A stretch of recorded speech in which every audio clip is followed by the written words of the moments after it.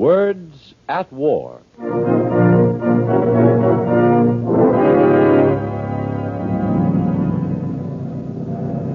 It was at 4 o'clock on the afternoon of April 8th, 1942, that General Wainwright called me to his headquarters in the tunnel of Corregidor. Eh? Oh, yes, Colonel Robinson. I sent for you. He was sitting at a table. He wore no tie and his collar was open. It was hot and humid. Yet General Wainwright's haggard face looked as cold as stone. He pushed back a pile of reports and stood up. Romelu, once before, when you had a chance to leave, I asked you to stay on here. Now I'm ordering you to leave Corregidor. What do you mean? I beg pardon, General Wainwright, sir, but if I may ask, why? General MacArthur wants you with him in Australia. There's no further point to your remaining here. Bataan is hopeless, Colonel. Hopeless.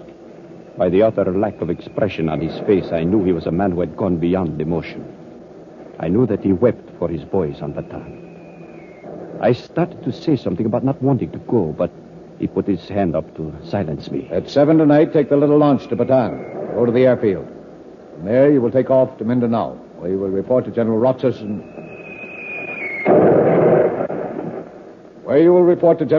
General Sharp. Here are your secret orders. He was abrupt and official. I felt dashed. I couldn't find anything to say, but... Goodbye, sir. Wait, Colonel. Colonel Robinson, when you get to Australia, tell President Kizan and General MacArthur I'll do my best to the end. I will, sir. Goodbye. Goodbye, Colonel. God bless you.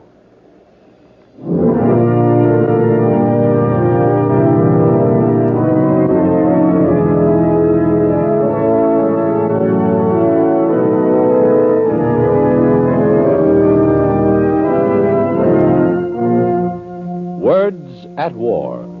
The National Broadcasting Company, in cooperation with the Council on Books in Wartime, brings you another radio adaptation of an important war book, Mother America, by Colonel Carlos P. Romulo. Tonight's dramatization is presented in honor of Bill of Rights Week. Colonel Carlos P. Romulo, the Filipino editor who became aide to General Douglas MacArthur at the outbreak of the war in the Pacific, was the last man to leave Bataan.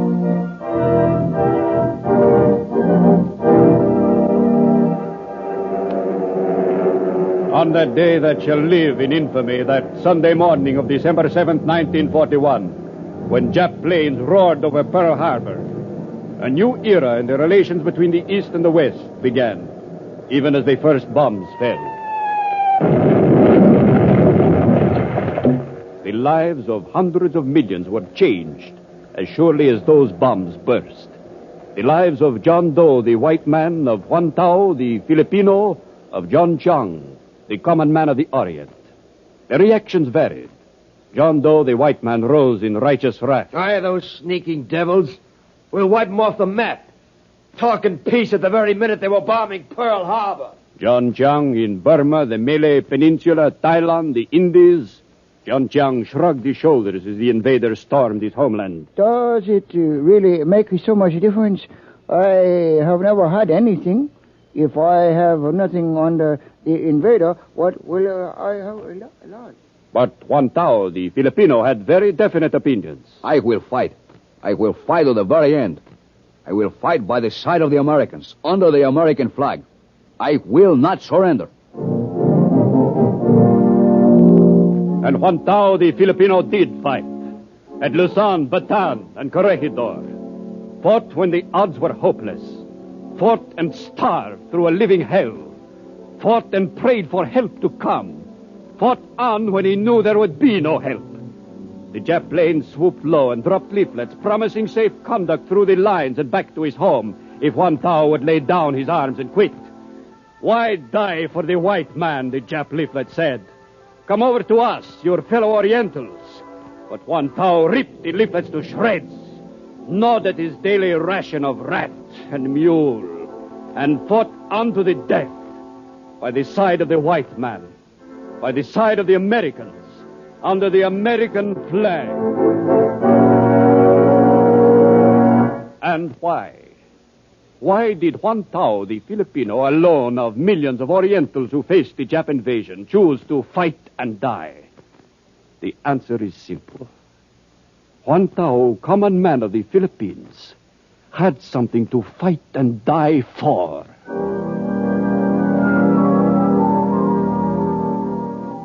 John Chiang, common man of the Orient, had questions for this Juan Tao, the Filipino who fought so fiercely. You tell me, Juan Tao, is it true that you Filipinos, fellow Orientals like ourselves, have a right to govern yourselves under white government? See, that is so. It's true, too, that you have a right to vote in the Philippines. Has it actually happened that in your country, white men have been punished, some even by death for crimes against the natives? See, it's true.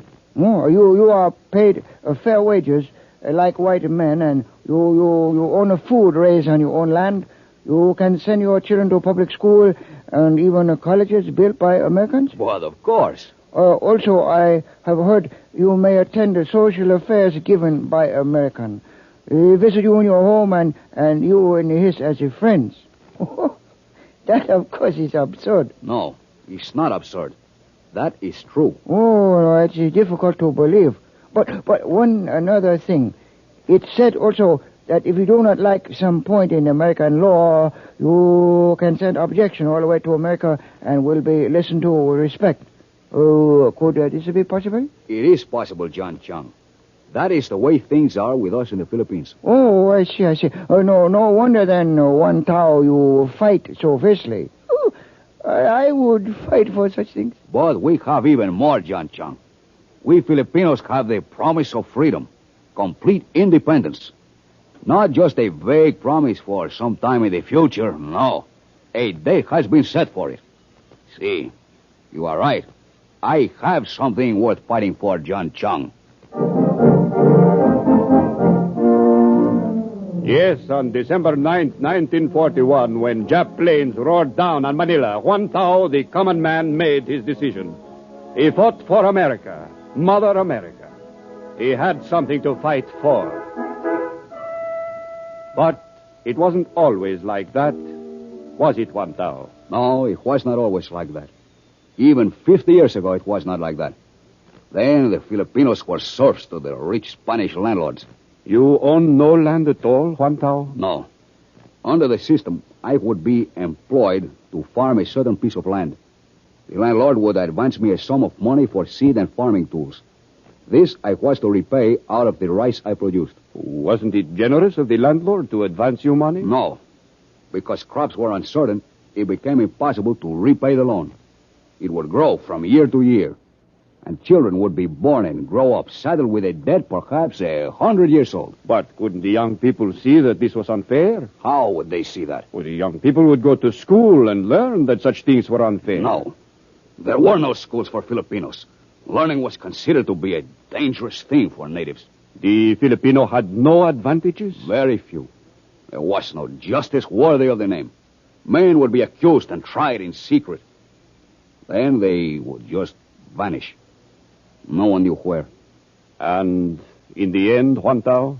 In the end, naturally, we revolted. Yes, in the end, Juan Tao revolted against exploitation, greed, and the utter poverty that had been his lot. But his fight for freedom was interrupted by the Spanish-American War. And out of this war came America to take over the Philippines. Was that better, Juan Tao? We did not think it was better. Not at first.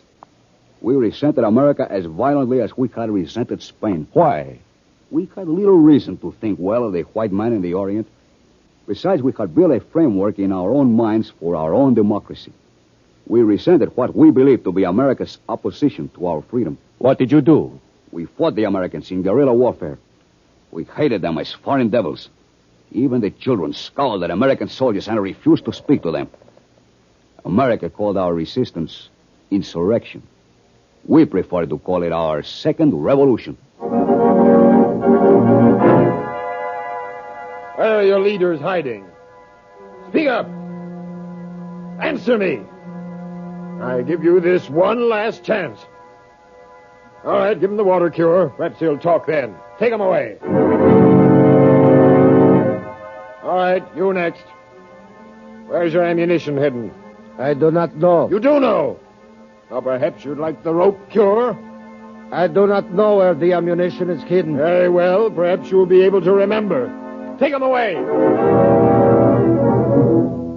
The rope cure and the water cure, tortures out of the dark ages. It must have embittered you, Juan Tao. Not any more than we were already. We were not surprised. This, we said to each other, is what one must expect from the white man. But then the strange thing happened. What strange thing happened, Juan Tao? From Washington, D.C., the capital of America, came orders for an investigation. Officers of the Army were tried. Some fined. Some dismissed from the Army. Some sent to prison. But that was only right, Juan Tao. See, right. But we had not been accustomed to right and justice. We could not believe it, that the nation that we had been fighting as a tyrant should take such pains to uncover and punish tyranny by its own soldiers. Such things deeply impressed Juan Tao, common man of the Philippines. He could not cast aside all his prejudices overnight. But slowly, American military leaders began to win his confidence. And one of the first to win wholehearted trust from Juan Tao was General Arthur MacArthur, the father of General Douglas MacArthur, hero of Bataan and Corregidor. The elder MacArthur granted amnesty to all who had laid down their arms. He established the writ of habeas corpus, foundation of the Bill of Rights, a daring act in a country still at war. And when the guerrilla leader Emilio Aguinaldo was captured, General Arthur MacArthur met him with the respect one military leader tenders another. And the result was Aguinaldo's proclamation. The Philippines have declared unmistakably for peace. By acknowledging and accepting the sovereignty of the United States throughout the entire archipelago, as I do now without any reservations whatsoever, I believe that I am serving my beloved country.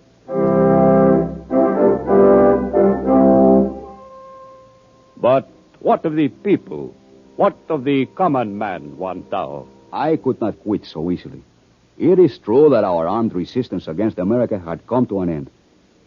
But I had fought too long and too bitterly to yield in spirit. I was impressed with some things America had done, but still I was not altogether convinced of her friendly intentions. In my own mind and heart, in my own way, I continued my fight for freedom. But as time went by, other strange things occurred. What kind of strange things were these, Juan Tao? Well, when an injustice occurred, we took the matter to the American authorities. It was an astonishing thing. We were listened to with respect. Slowly, the Americans were winning the confidence of Juan Tao. There was the case of an American who charged outrageous interest. He was arrested by Filipino police, tried before a Filipino judge, convicted and imprisoned in a Filipino jail with Filipino guards. There were a few lawyers who took advantage of their Filipino clients. They were caught at it and disbarred, just as they would have been at home in the United States. The great soldier General Arthur MacArthur appeared before a Senate committee to testify in behalf of the Filipinos. Such consideration of subject peoples had never been shown in the entire history of colonization.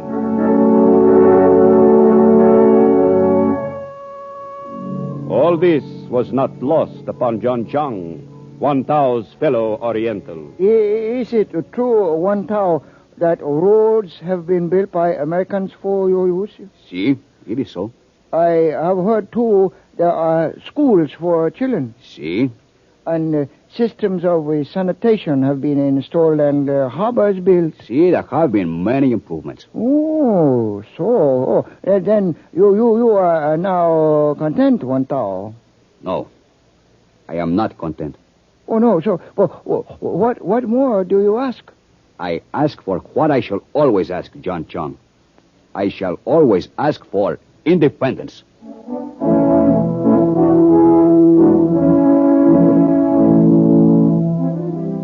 Yes, Juan Tao clung to his dream of freedom, although he was the first to admit that life had become better for him since the coming of the Americans. Not only roads and primary schools, but high schools, and even universities were now open to the child of Juan Tao, the common man. Hospitals were built, and disease which had ravaged the people vanished in proportion. And gradually more and more political advantages were placed in Filipino hands. In 1907, elections were held for the Assembly. The first Philippine legislature met. 100,000 votes had been cast by Filipinos. But equally important were the little things that contributed to mutual understanding and respect. See, the little things were important to us. For instance, a national holiday was set aside by the Americans in honor of the great Filipino hero, Rizal, who had been executed as a rebel under the Spanish rule. That impressed you, didn't it, Juan Tao? See, it did.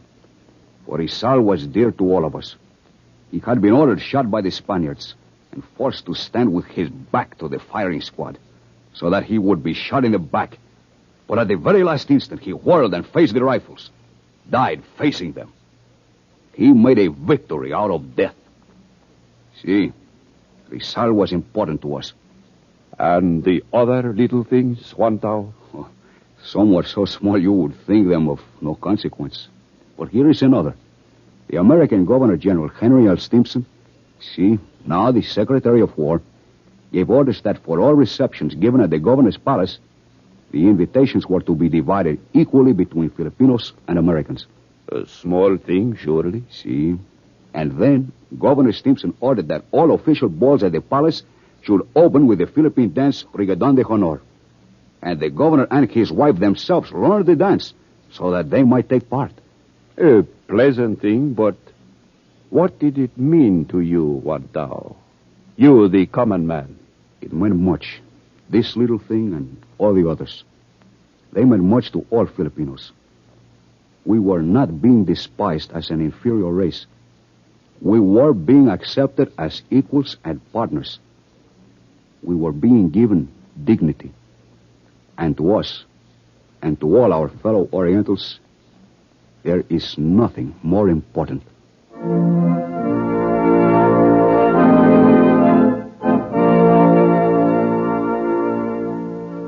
Yes, that was the important thing. In the beginning, America groped in the Philippines, groped and stumbled and made mistakes. But for all the groping and stumbling, America never forgot that paramount element, the dignity of the human soul.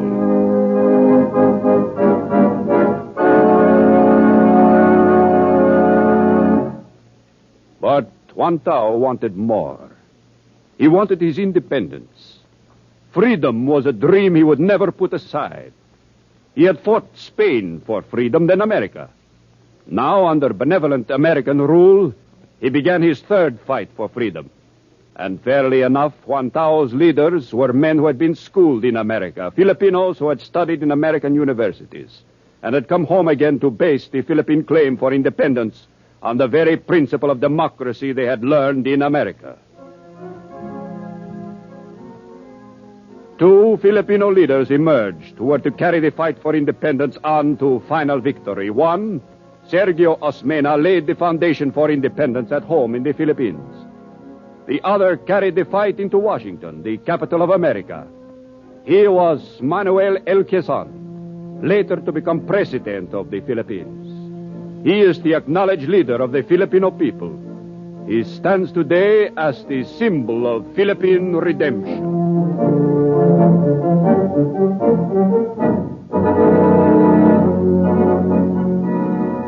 But still there was a long fight ahead.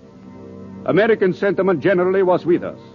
But there were some Americans with investments in the Philippines who said, "The government ought to protect our interests out here. Other countries take care of their businessmen in the colony." But to the eternal credit of America, the government was not concerned with protecting business interests in the Philippines. The American businessman was on his own. And then there were others who opposed us, but sincerely. I am all for giving the Filipinos their independence. But let's face the facts. They're not ready for it. They're better off the way they are now. We could never believe that. The burning love of freedom was too strong within us. We had come to respect and to love America, but freedom, that was our goal.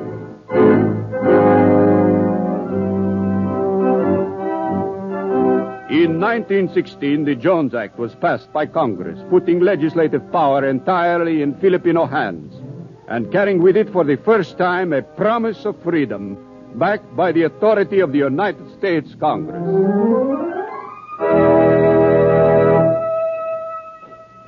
But our efforts were not rewarded. Each year, the municipal councils in the Philippines passed resolutions calling for independence. Manuel Quezon presented these demands to the American people. He established a press bureau in Washington to tell the truth about the Philippines. He even published a magazine called The Filipino People. All these efforts, led by Manuel L. Quezon, at last made the dream of all Filipinos come true.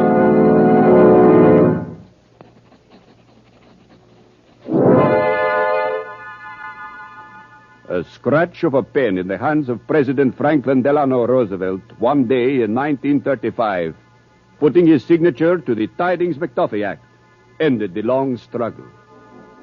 Philippine independence was definitely promised for the year 1946. Juan Tao had won his fight for freedom.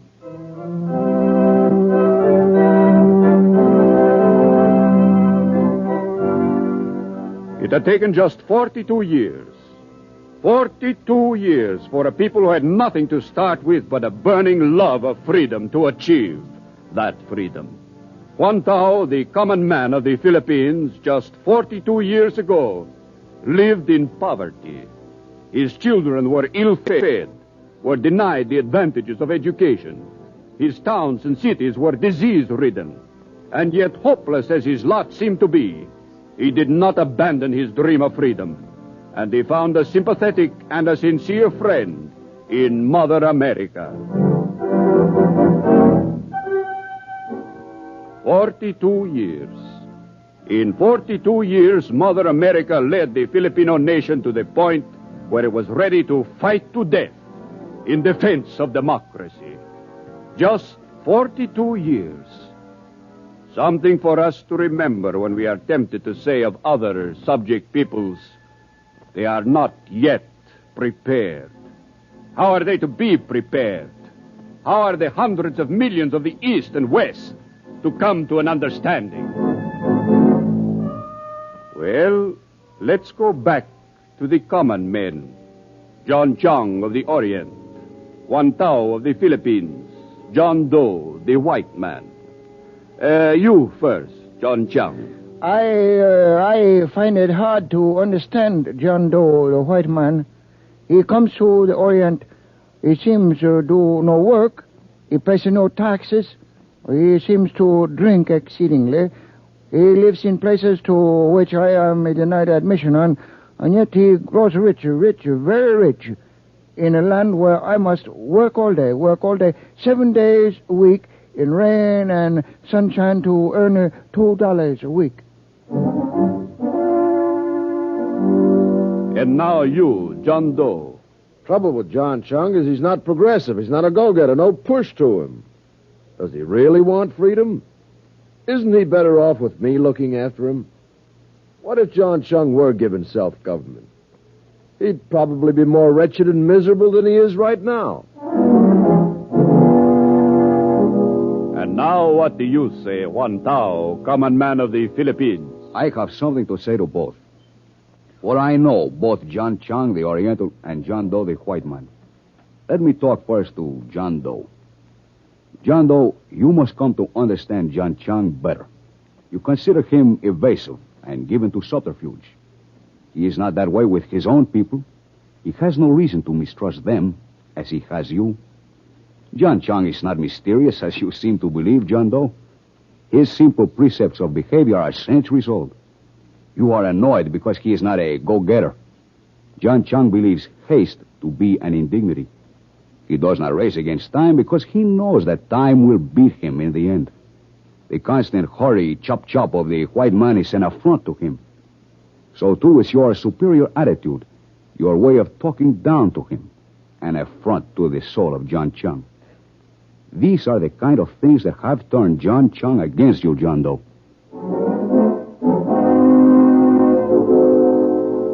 And what do you say to John Chung, Juan Tao of the Philippines? Just this. Keep your dream of freedom. We kept ours, and in just 42 years, we who had nothing to begin with made that dream come true with the guidance of Mother America. Make our pattern your pattern, John Chung.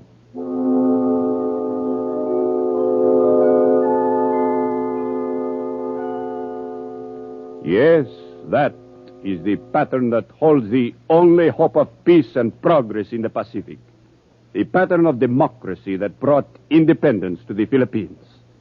This pattern will be one for the world to work by if peace is to be achieved throughout the world. The essence of our world struggle is that all men shall be free.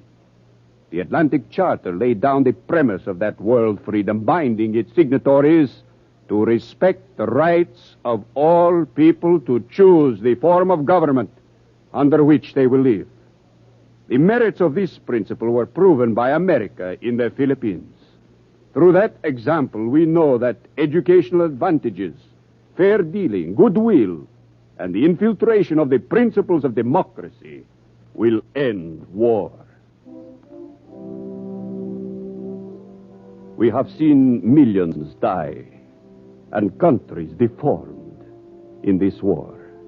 We have learned that there are no economic or spiritual wastes so great as those made by war. We know, or we should know by now, that to create peace, we must devote to it the same energy and enthusiasm and industry we have shown in our preparations for war. This war, to be justifiable, must mean freedom for John Chung as well as John Doe. Freedom for John Chung to believe in his own gods, to tend his own bit of land, to believe in the genius of his people in lifting their heads above the dust. It is John Chung and John Doe who are fighting.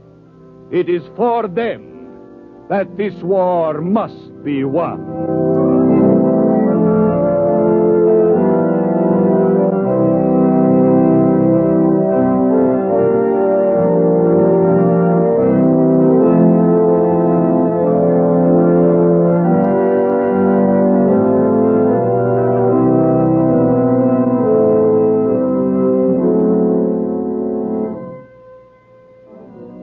You have heard another program in the series Words at War.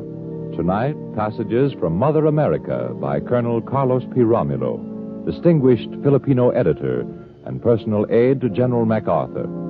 The radio adaptation of Mother America was by Gerald Holland. The cast included Roger De Koven as Colonel Carlos Romulo, Jackson Beck, Alan Devitt, Julian Noah, Joe DeSantis, and Bernard Lenrow. The original music was by William H. Meader. The production was directed by Frank Papp.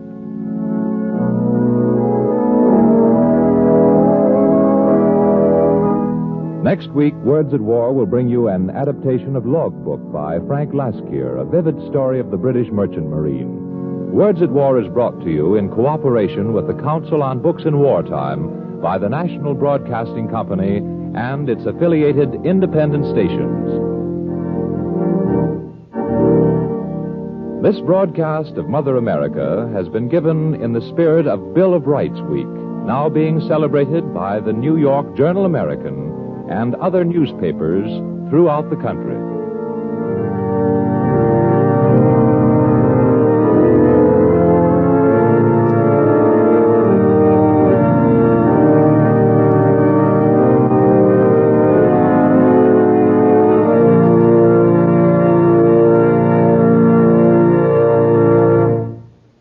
This is the National Broadcasting Company.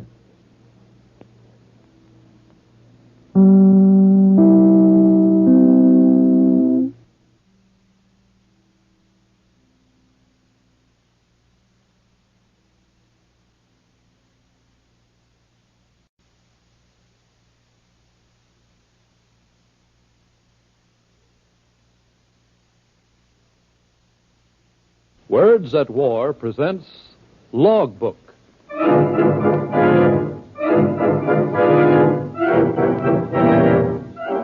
One, two, three, woof. 1, 2, 3, woof. Got it? Okay. Balance good. Recording is ready. We'll start on your signal. Go ahead in 10 seconds from now. All right, Jack. Say what you want. Say it how you please. Speak the truth of what you know. Now. I'm an Englishman, a sailor. My first name is Jack. I'm sitting here with a funny little stump where a perfectly good right foot used to be. The radio people have asked me to tell you what happened. To tell you also what I'm fighting for. Me and others like me. Well, we were torpedoed. Some of us got on a raft. We were lucky. I'd been so badly wounded, I was losing consciousness. But I remember 2 or 3 things. I remember how one man, I'll never know who, held on to me the whole time to keep me from slipping off. I remember McDavid, the second engineer, with a little oar about 3 feet long, smacking away to scare the sharks. I remember lots of things. Yes, and we had plenty of time to think what it was we were fighting for. Plenty.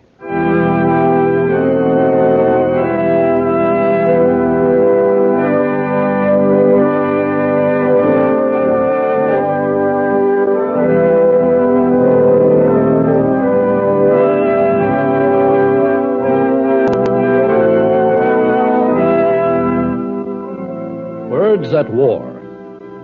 The National Broadcasting Company, in cooperation with the Council on Books in Wartime, brings you another adaptation of an important war book, Logbook, by Frank Laskier, British merchant seaman. Laskier, torpedoed 3 times in this war, lost a leg on the 3rd, and during his convalescence was invited before the microphones of the British Broadcasting Company. The story he told electrified his countrymen. Now Frank Laskier has written Logbook, a novel that doesn't tell his own life, but a story not unlike it.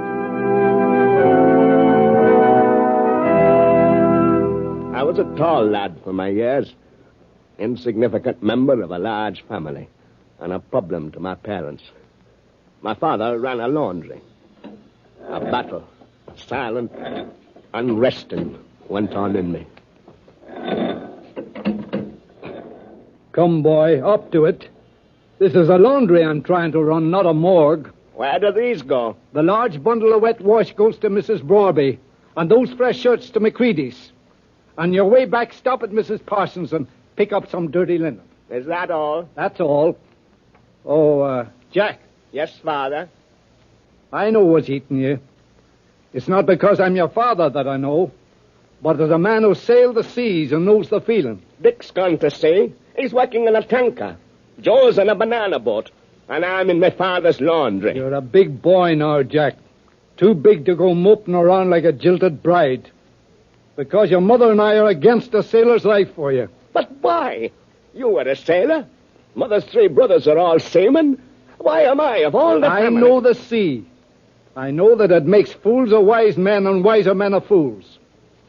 Jack, you're a headstrong lad, and you're likely to pay dearly for what wisdom you may gather. But don't run up too big a bill for yourself. But, Father... No, they're waiting for the laundry, boy. Hurry it up now. Way away upon the salt sea. My father was gentle. I almost wished he wasn't. I dreamed of being beaten by a cruel parent, of making a desperate escape to a life at sea, to the jolly tars and the Spanish Main. My departure, when it came, was more ordinary. Sent one day to take laundry to a ship, I went aboard as ordered, took the money from the chief officer, and surrendered a parcel of clean shirts. On the gangway, picking my way over railway lines, I passed another ship and dried off.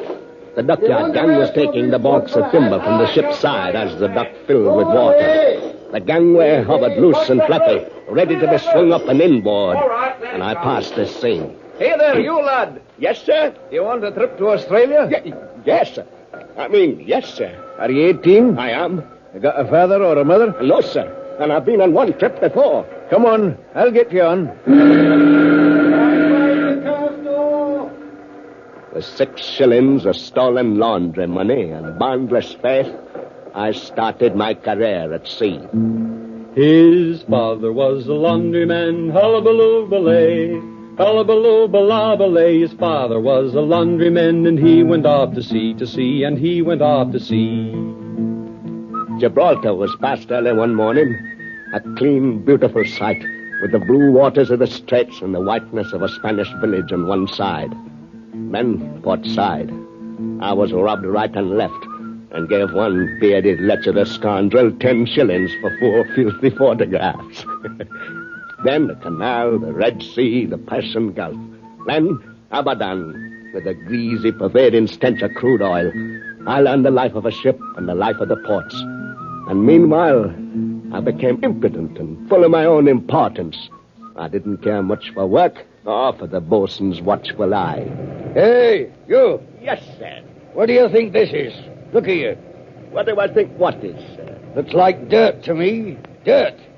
When did you scrub this forecastle? Oh, just now. Don't lie to me or I'll knock it out of you. Now get down and scrub it, you hear? Now. Yes, sir. I know your kind. Running away to sea for adventure. You'll not find it. Instead, you'll spend your life running away. Now, when you finish scrubbing that floor, get some fresh water. And then scrub it again. And all he did was scrub the deck, hullabaloo belay, hullabaloo balabalay, with the bosun always at his neck, hullabaloo belay. Poor bosun. I didn't know anything then about the years of toil behind some of my shipmates, the unending labor, and the wives and mothers at home with struggles of their own. I had it all to learn. But I remember well what bosun got for his years of toil. One day, as I was doing some cleaning on bridge, the sailors were painting ship. I watched the bosun as he was hauled up in a chair to the truck of the foremast. Up he went, his bare arms and shoulders silhouetted against the blue, sunny sky. The little patch of bald on the tip of his head gleamed with sweat. Up, up, up he went. Hold it! Hold it there! Then the sailor below bent the end of the line around the cleat. And then suddenly the line slipped. He landed in a soft, huddled heap. There was a thud as his head jerked back and burst on the pipeline. I couldn't move, couldn't take my eyes from that dreadfully pathetic figure as I saw it twist and die below me. The sun beamed on, and the engine chuffed on like a tired old local train.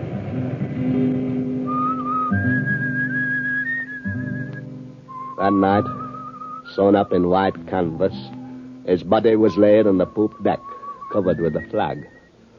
They tilted the hatchboard.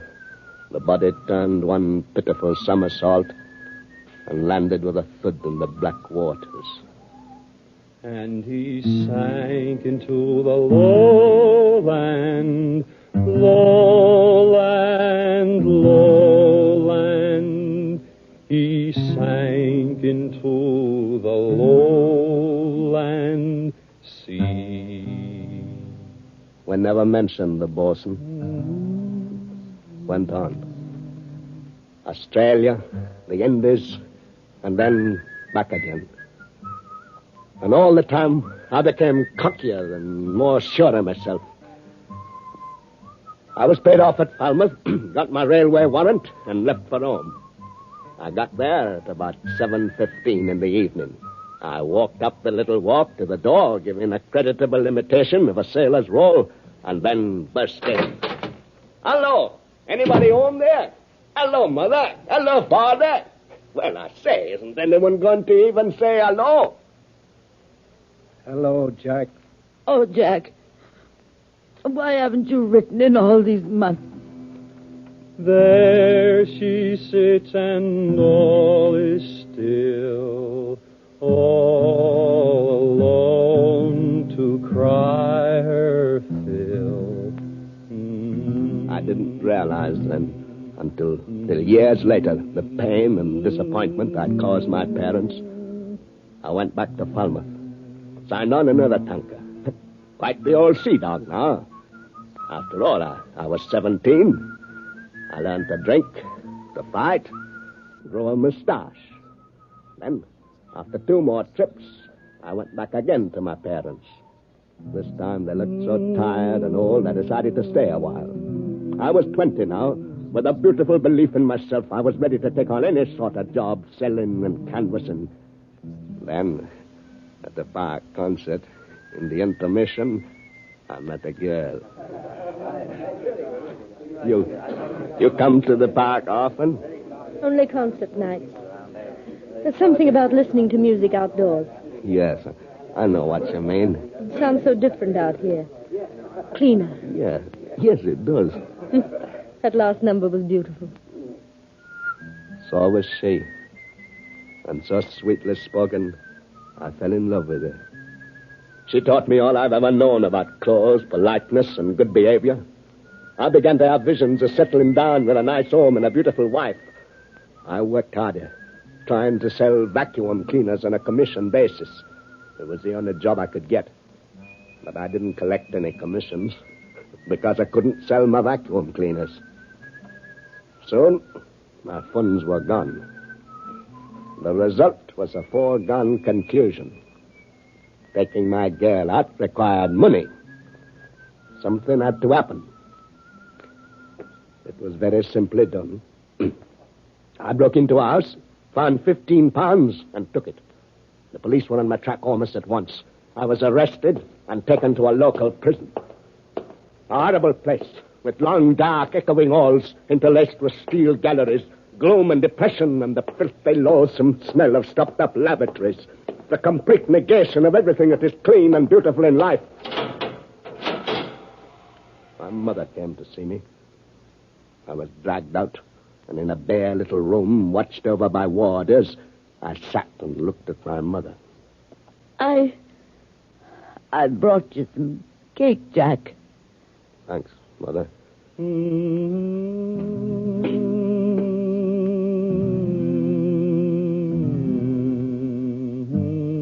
From there, I was sent to a reformatory, where I saw all there is of moral degradation. For solace, they let me have books, P.G. Wardhouse stories, about people who had so much money they apparently never had to think about it or about unpaid bills. But I could never escape from my awful little room, the plank bed and the mattress. Hope died. Nothing was left but an automaton wandering aimlessly through life.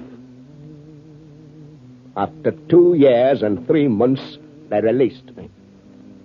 I went home, was welcomed and forgiven.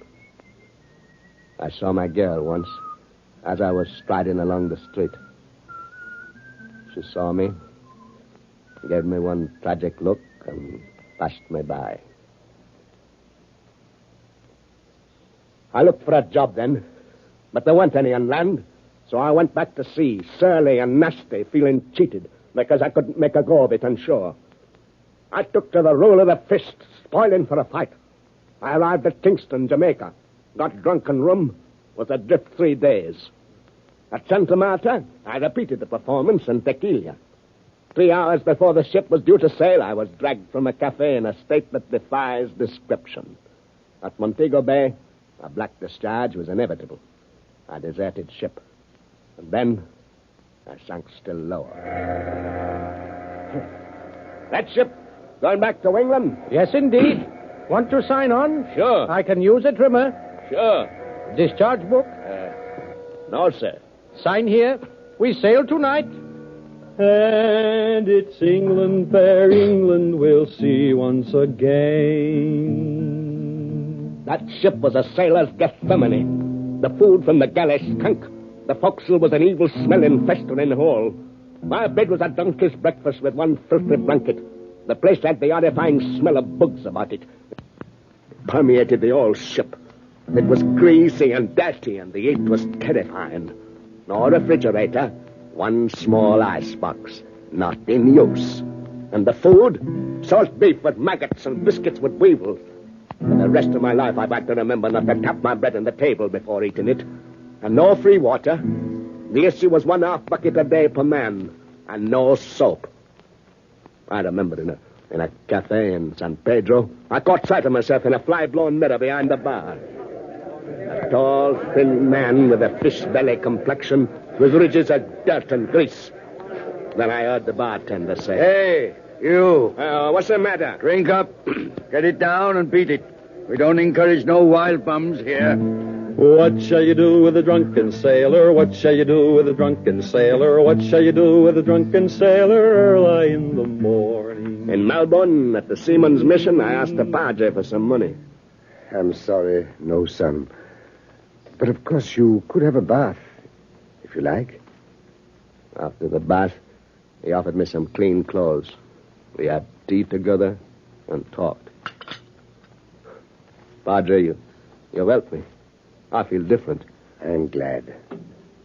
Son. Yes? Don't jump your ship. Why not? She's what you need to straighten you out. Keep on her. Work and try to recapture your love and understanding of beauty. Don't let it get you down.